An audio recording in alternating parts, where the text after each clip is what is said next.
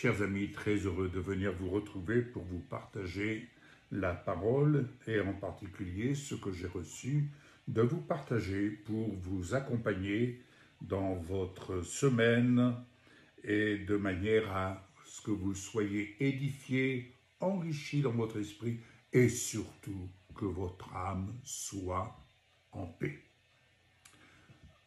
La parole de Dieu est vivante.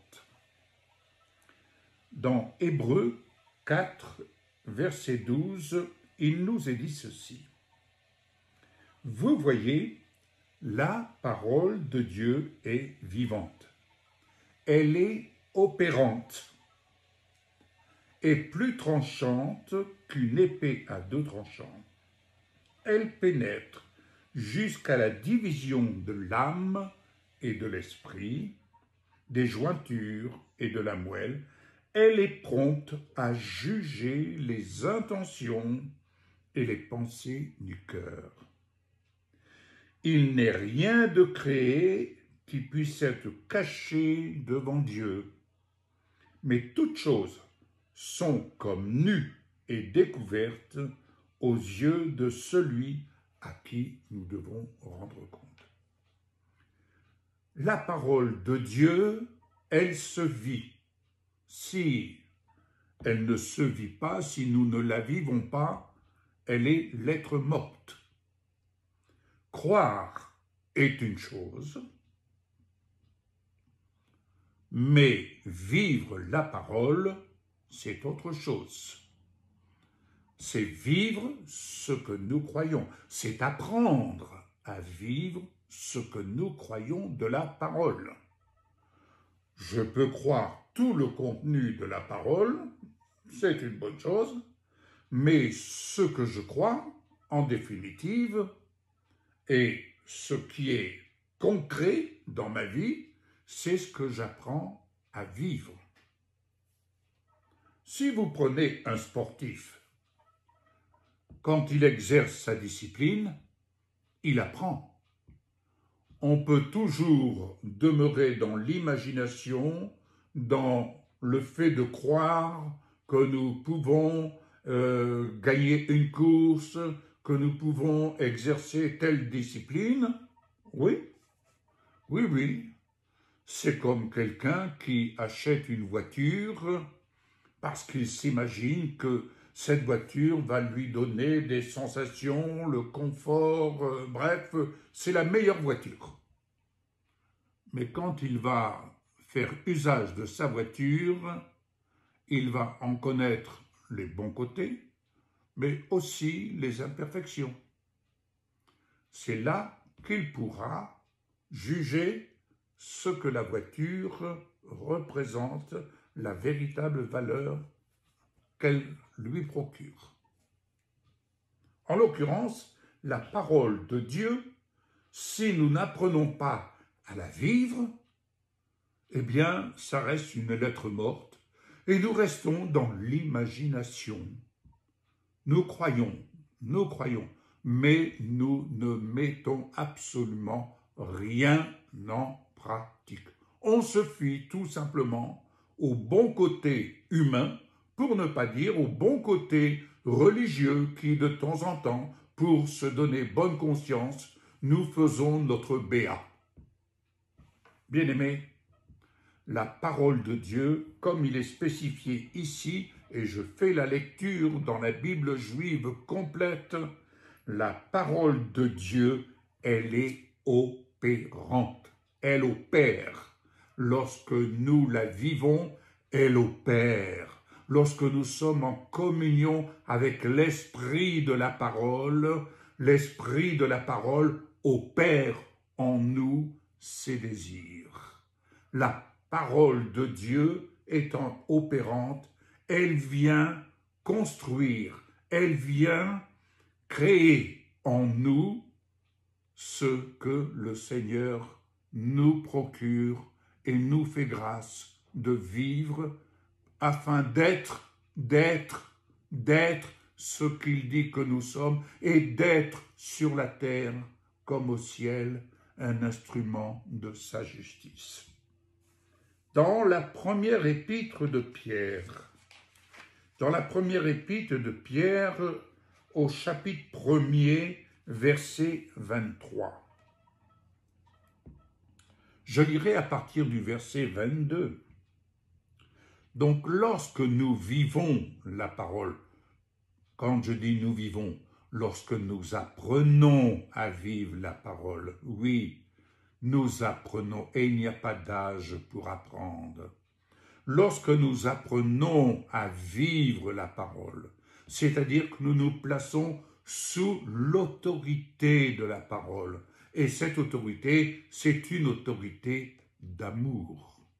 Une autorité d'amour. Nous ne sommes pas sous l'autorité d'un père fouettard, nous sommes sous l'autorité de l'amour du Père. Alléluia. Il nous est dit, étant purifiés en obéissant à la vérité, afin que votre amour pour vos frères soit sincère. L'œuvre de la parole, lorsque nous apprenons à la vivre, a pour but de nous amener à vivre un amour sincère, quelque chose de vrai. Aimez-vous les uns les autres ardemment de tout votre cœur. Vous êtes nés de nouveau, non d'une semence corruptible, mais d'une semence incorruptible, au travers de la parole de Dieu, vivante et permanente. Pourquoi? Car toute l'humanité est comme l'herbe. Toute sa gloire est comme une fleur sauvage. L'herbe se dessèche et la fleur tombe. Mais la parole d'Adonai dure à jamais. La parole d'Adonai dure à jamais. Or, cette parole est la bonne nouvelle qui vous a été proclamée. C'est la bonne nouvelle que je viens vous partager. C'est la bonne nouvelle dont je ne me lasse point de semer, de telle sorte que cette parole opère dans le cœur de qui la reçoit. C'est ainsi que je prendrai l'exemple de Zachée, qui cherchait à connaître et à voir Jésus qui passait dans son quartier, et Jésus à qui rien n'est caché. Jésus sait comment vous recevez la parole. Il sait en cet instant comment vous recevez la parole. Et il a pu dire à Zachée, « Zachée, aujourd'hui, il faut que je demeure chez toi. » C'est peut-être cette parole que le Seigneur vous fait entendre. Aujourd'hui, il faut que je demeure chez toi. Et lorsqu'on reçoit la parole dans notre cœur, on écoute, la parole, elle est vivante, elle parle, elle est opérante. Jésus entre dans la vie de Zachée et il va opérer, il va parler. Et la parole opère, il est la parole qui opère dans le cœur de Zachée, lequel va lui rendre compte, lui qui est considéré comme une personne de mauvaise vie, Zachée va lui rendre compte de ce qu'il accomplit, de ce qu'il fait pour réparer les erreurs. C'est alors que Jésus pourra dire publiquement, le salut est entré aujourd'hui dans cette maison. Est-ce qu'il serait possible, le cas échéant, que Jésus puisse dire « Le salut est entré dans ta maison, dans votre famille ». Oui, alléluia. Donc, je conclurai avec, dans l'épître de Jean, chapitre 2, au verset 14. La parole de Dieu est opérante, elle nous amène à faire un choix. Et si nous voulons la vivre en permanence. L'apôtre Jean dit « Je vous écris, mes enfants, parce que vous avez connu le Père ». C'est lorsque la parole vivante et que nous apprenons à la vivre, à la mettre en activité, que nous apprenons à connaître le Père en nous, c'est-à-dire que nous apprenons à connaître la présence du Père au nom de Jésus, son Fils, qui font leur demeure en nous et nous en eux. Alléluia! Il y a une fusion entre notre esprit et l'Esprit de Dieu. Et il dit, je vous écris, Père, parce que vous avez connu celui qui est depuis le commencement. Je vous écris, jeunes gens, parce que vous êtes forts. La parole de Dieu demeure en vous et vous avez vaincu le malin. Vous êtes forts parce que la parole de Dieu demeure en vous et que vous avez vaincu le malin au moyen de la parole. Elle est vivante. Elle est opérante. Et il dira au verset 15, « N'aimez pas le monde, n'aimez pas le monde. » Oui, vous allez me dire, nous sommes dans ce monde. Nous sommes dans ce monde, mais lorsque nous sommes en Jésus-Christ, nous sommes dans ce monde sans être de ce monde. N'aimez pas le monde ni les choses du monde. Si quelqu'un aime le monde, l'amour pour le Père n'est pas en lui. Parce que les choses du monde, les désirs de la vieille nature, la convoitise des yeux et l'orgueil de la vie ne sont pas du Père, mais du monde. Le monde est en train de passer avec ses convoitises, mais celui qui fait la volonté de Dieu demeure pour toujours. Autrement dit, celui qui apprend à vivre la parole et qui rend la parole vivante en lui, demeure pour toujours. Il demeure dans la paix de Dieu, il demeure dans la confiance absolue, il demeure dans la ferme assurance, il sait où puiser et en puisant dans l'eau de la parole, il se purifie lui-même.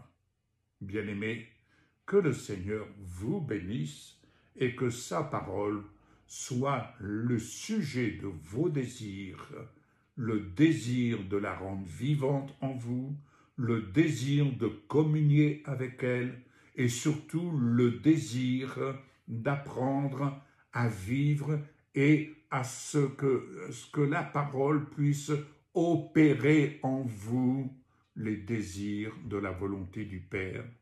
Ces désirs sont bons, agréables et parfaits pour votre vie et le Père n'a qu'un désir, c'est que l'héritage qui nous est donné en Jésus-Christ, cet héritage puisse fructifier en vous. Et quand vous portez cet héritage, n'oubliez pas, c'est l'héritage de la foi que vous avez mission de transmettre à votre descendance et autour de vous. Père, je te prie au nom de Jésus que l'œuvre de la parole trouve le chemin des cœurs. Au nom de Jésus, je te remercie pour ta parole qui est opérante, car elle est esprit et vie.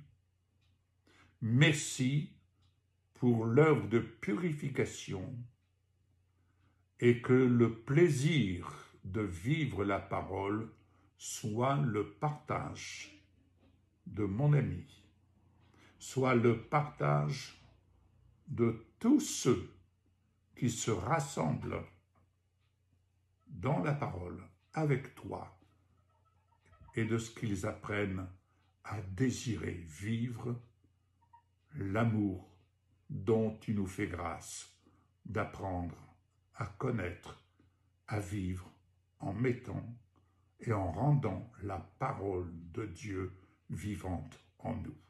Soyez bénis, je vous dis toute mon affection en Jésus et à très bientôt. Au revoir.